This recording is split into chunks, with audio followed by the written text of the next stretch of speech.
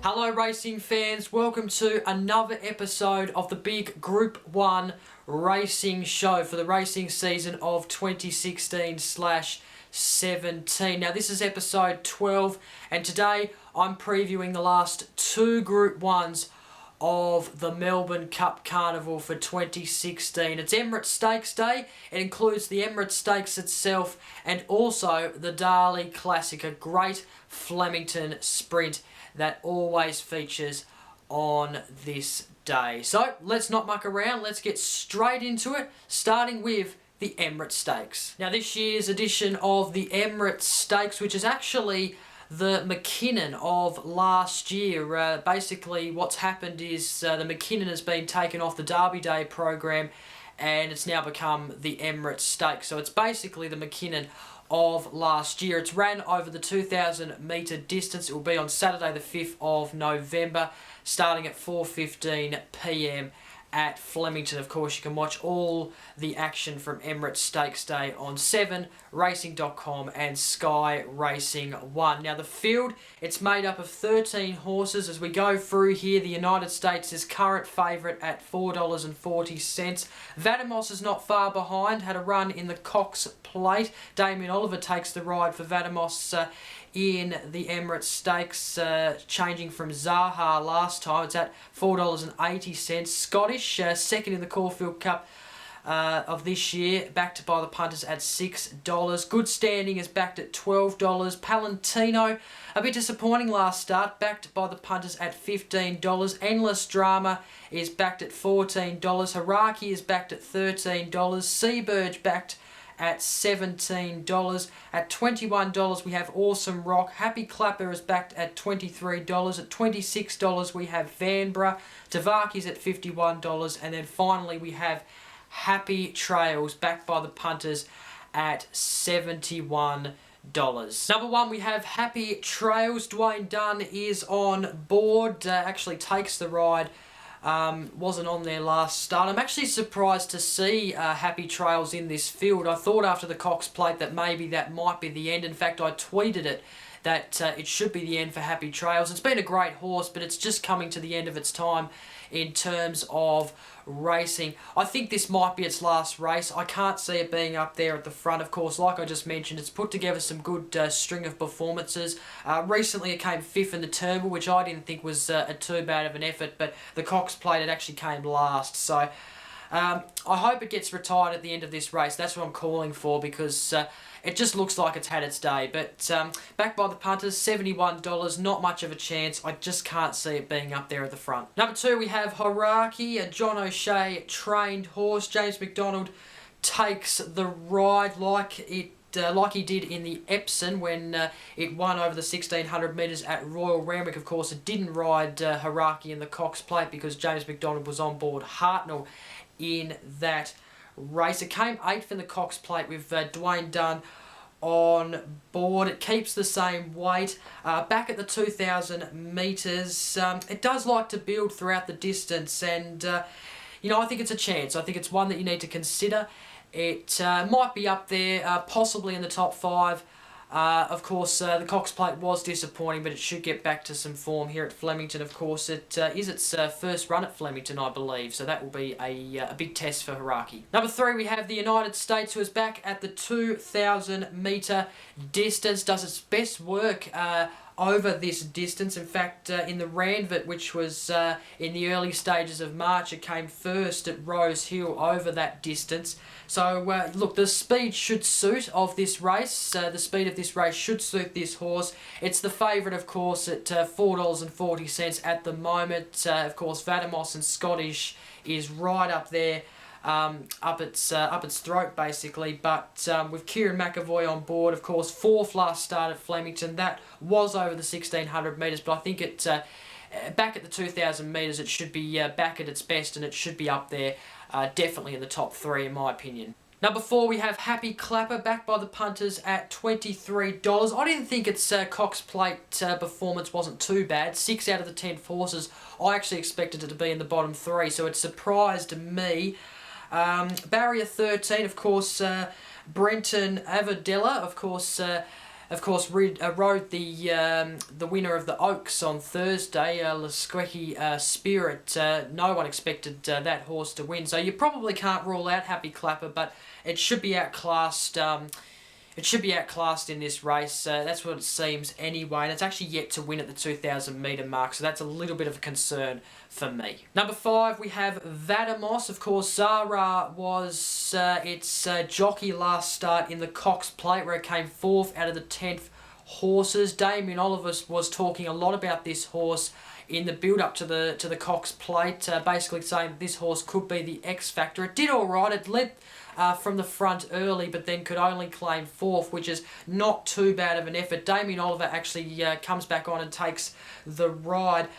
Just an interesting stat, the last time it came 4th, it won 2 out of its next 3, which is an interesting stat to basically look at. So, look, I liked what I saw in the Cox Plate. I didn't know what to expect in the Cox Plate, but I liked what I saw. It probably will be up there at the front again early, and it could be hard to beat. I think it's a genuine top 3 contender. Number 6, we have Awesome Rock. Stephen Baster is on board once again with the same weight as it did last start. Came 5th in the Cox Plate. I didn't think that was a bad effort. It came 5th in its last 3 races actually, but it's interesting coming into this one. Of course, it hasn't won past the 1,800 metres, but the last time it was at Flemington, it came 2nd in the Australian Cup over 2,000 metres. I was actually there that day, and if you watch the race, you might remember it actually lost that race on protest. It actually did win it, but then Preferment ended up winning because it lost the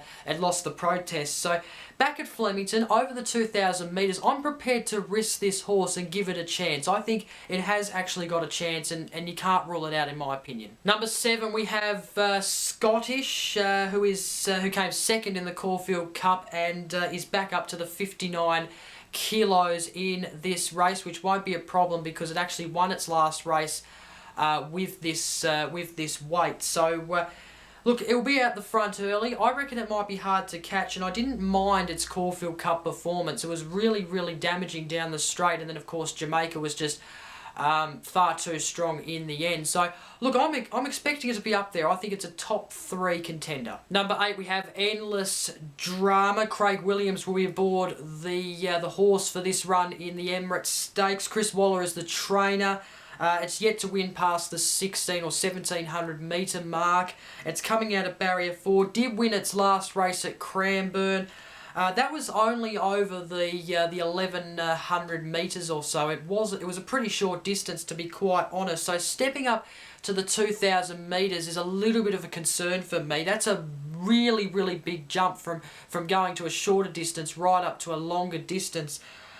Even though, and that's also putting in place that it hasn't actually won over the 2,000 metres yet either. So, look, I wouldn't pick it, to be honest, just because of that factor. And but it is at interesting odds at $14. Number 9, we have Palantino. Came 13th out of the 13 horse field in the Epsom in the early stages of October. In fact, it was AFL Grand Final day to be exact. I backed it in the Contella Stakes, you might remember last week. It disappointed me. It came 11th out of the 16 horses. I thought with the Flemington record it would have been right up there, just in the top 5, but it dropped right back to the bottom 5 basically. So look, it still has a good record at Flemington. It's not hopeless in this race. It hasn't won past the 1,600 metres, which is a little bit of a concern for me. I have my doubts, although you can't really rule it out because it still has a good record of Flemington. So you never know, but I'm not picking it this time round. I was quite disappointed with its last run. In fact, its last 2 runs have been quite disappointing. I'm sorry, Palantino. Number 10, we have Vanbrugh. Won its last race over the 2,000 metres at Caulfield and has won more than once over the 2,000 metres. It could be a chance, but this will obviously be a step up from its last race. It is a little bit tougher. It is going up in weight as well from the last run, so it'll be interesting to see how it affects it. In fact, the last time it carried 58 kilos, it came 4th and 5th at Royal Randwick, so that's going to be interesting, the weight factor. We have Tavaki at number 11, has yet to win over the 1600 metres, came 3rd last Saturday in the Emirates Stakes, beating the favourite, United States. I think this might just be a little bit of a tougher race, but I think it's up there. It does go up in weight from last Saturday, but it did carry 57 kilos in the Sunshine Guineas in the early stages of July, so that probably shouldn't be a problem. Of course, the concern is that it's yet to place over the 2,000 metres, so that's a little bit of a concern for me, but you never know, it could have the potential. I'm not going to rule it out. Number 12, we have Good Standing, coming off a win at Caulfield in the mid stages of October. That was over the 2,000 metres with Blake Shin on board. Chad Schofield takes the ride this time round. The last time I was aboard this horse, it came 5th in the Golden Rose. It's coming out of barrier 3. Like I said, good win on the speed last start. It does like the on speed, and I think with the drop down of weight, it should be a possible chance for the Emirates Stakes this year. And then finally, number 13, we have Seaburge, came 8th in the Contella Stakes last week, 2nd in the Caulfield Guineas just a few weeks ago. Hasn't won over the 1400 metres though, so that's a little bit of a concern for me.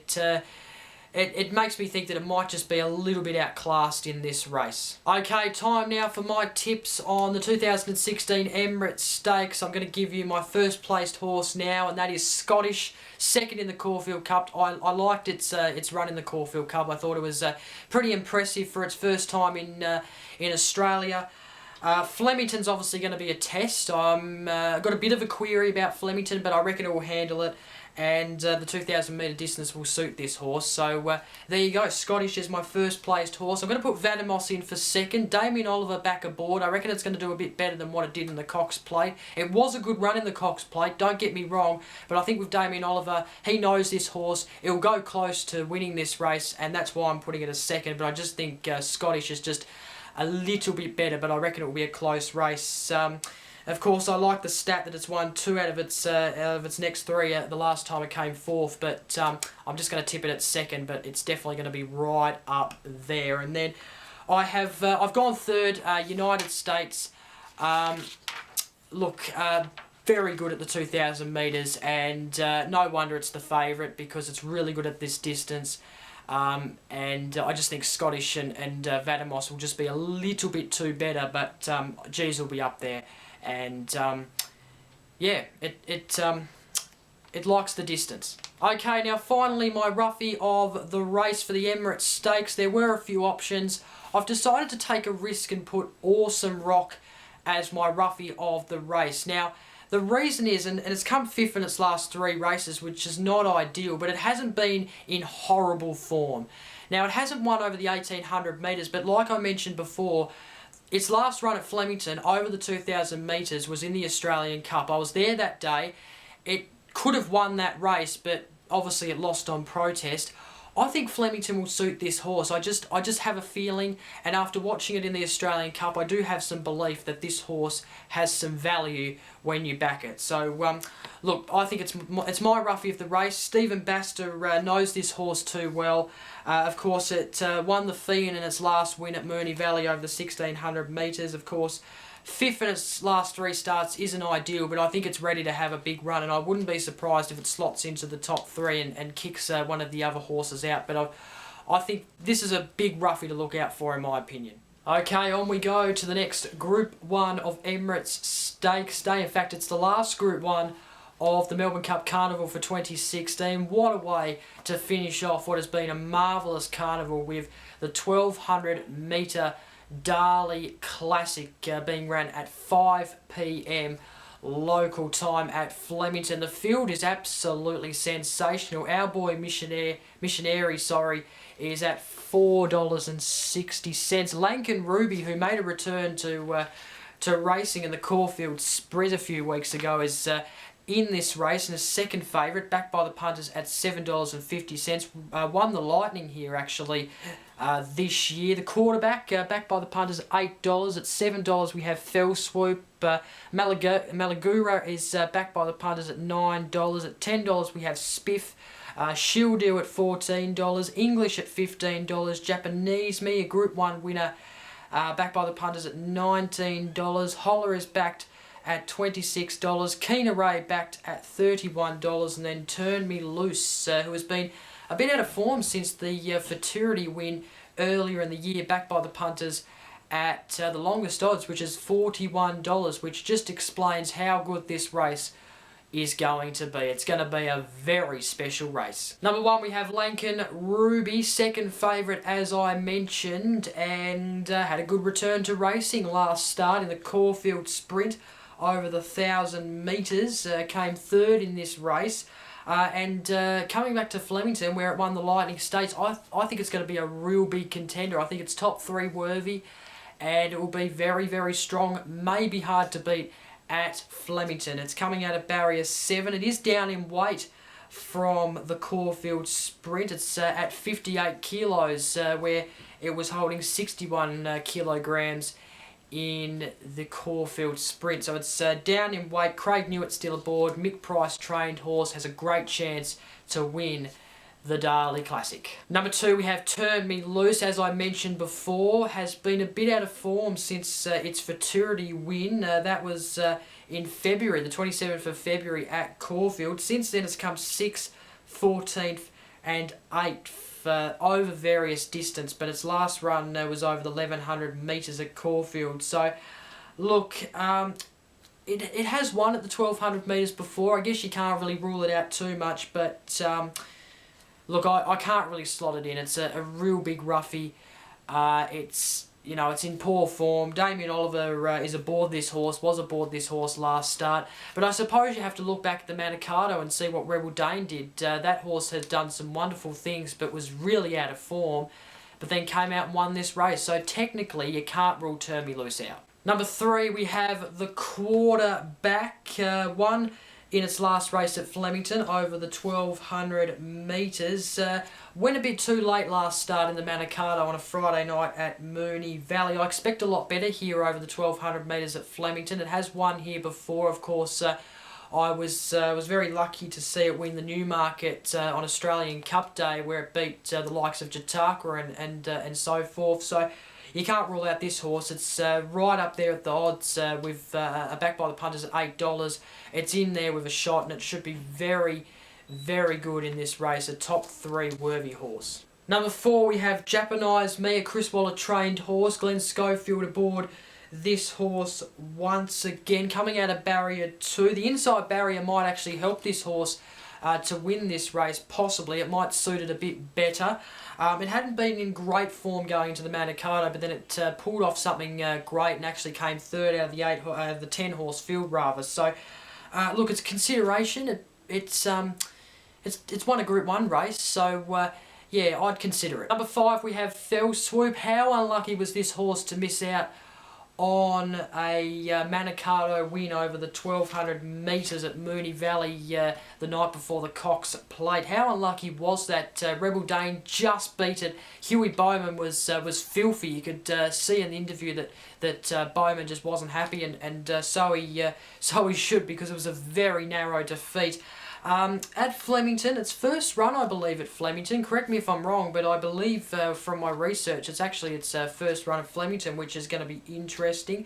Stays at the same weight as the Manicato. Is placed in its last 3. You definitely have to put it up there in the chances. Of course, it is backed by the punters at $7, so it's right up there in the odds.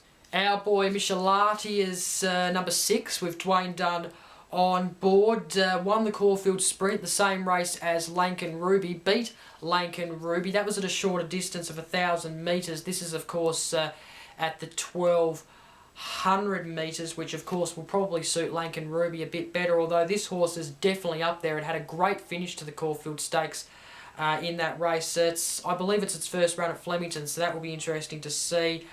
Goes up in weight, not by much, from the 57 to the 58, coming out of barrier 5, sorry. It should be up there. It should be closing in again like it did in the Caulfield Sprint. Number 7, we have Malaguru, backed by the punters at a generous $9. I think you can get some value out of this because the horse came second in its last run over the 1100 metres on a good 3 track. That was after a 119-day spell, and I believe it loves Flemington, and also it has some good form second up. So you have to slot this in the roughy category, I reckon. It's at the odds at $9. I think you can get some value out of that. It should be up there, or a chance to at least. Number 8, we have Holler. Look, it won the William Reid before it went away to run in the Diamond Jubilee. Came 7th out of the 9 horses in that race. Came back to the Manicato. I thought it was actually a genuine chance, but it was pretty sluggish. It came last in the 10-horse field. So, look, back at Flemington over the 1200 metres again with James McDonald on board. John O'Shea as the trainer, coming out of barrier 12. You can't really rule it out, but I'm not on it, unfortunately. I just thought the Manicato was just so disappointing that I just don't think it has much of a chance in this race. It is backed by the punters at about $26.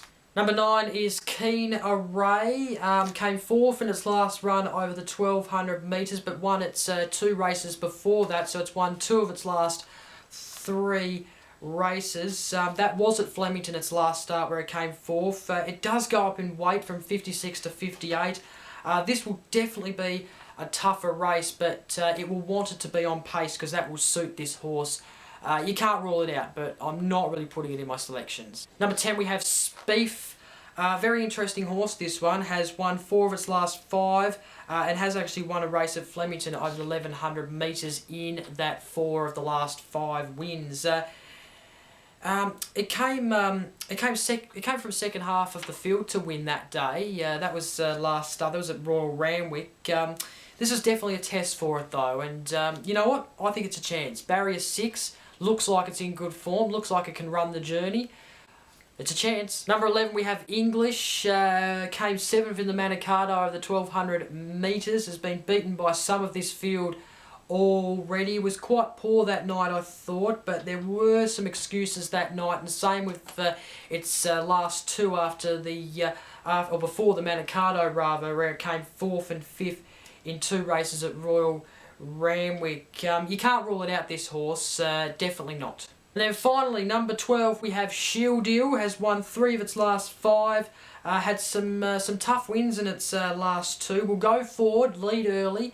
It will be a tougher race, this one though, and but if it does go forward and lead early on, then it could be lucky. Okay, time now for my tips, and I'm going to go Lankan Ruby for my first placed horse. Had a very good start, I thought, back after a freshen up. It had a really good start, coming 3rd out of the 9-horse field in the Caulfield Sprint over the 1,000 metres rather, or the 1,000 metres.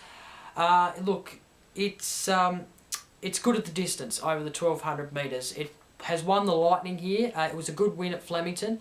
I think back at Flemington will suit, and I think it's going to get its first win this prep. So Lankan Ruby, I'm going to take a bit of a punt. I'm going to take a bit of a risk and put Lankan Ruby as my first placed horse. It still has the class, in my opinion. Now I'm going to go second, the quarterback. I do like the quarterback. You might remember a couple of weeks ago in the Manicato, I really did like the quarterback's chances. Unfortunately though, it disappointed me, but it did charge a bit too late. And look, it still claimed 4th, which is a pretty good effort. So back at Flemington, we will have barrier 4 as opposed to barrier 11, which might be a bit better for this horse. Stays at the same weight. I think it's up there, and that's why I'm putting it as my second placed horse. And then I'm going to go Our Boy Michelati as my 3rd placed horse. Now this horse beat Lankan Ruby in its last start. I think it might get beaten by Lankan Ruby this time though, but I think it's still a good enough horse that it can be slotted into the top 3. It won its last race, which was a really good win. Came 2nd before that over the 1,200 metres. I think it's right up there as one of the chances, and I'm going to slot it as my 3rd placed horse. And then if you want a roughie, Look, I couldn't separate Malaguru and Spieth, so I've decided to go those two. I've decided to go two roughies. I think they're both really good at the value they're at, about $10 each.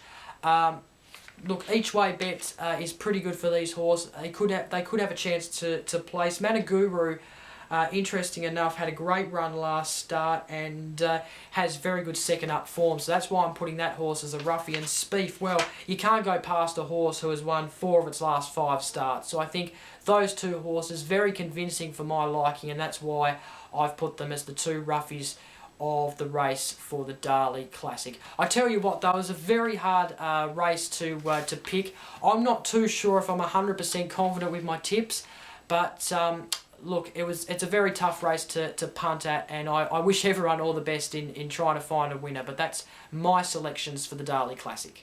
And that is it for this episode of the big Group 1 racing show, the show where I previewed the Emirates Stakes and the Darley Classic, the final 2 Group 1 races of the Melbourne Cup Carnival. Now, there's no Group 1 racing next week, but I'm still going to be coming back with an episode next Friday. I'm going to be reviewing the Spring Racing Carnival. The best moments of the Spring Racing Carnival are coming your way. I'm looking forward to doing that on next week's episode. And then the week after that, we're into some Group 1 racing in Perth, which should be very, very exciting. So thank you very much for watching. Don't forget to like, comment and share this video. Subscribe for more content and more episodes of the big Group 1 racing show. I hope you enjoyed the show.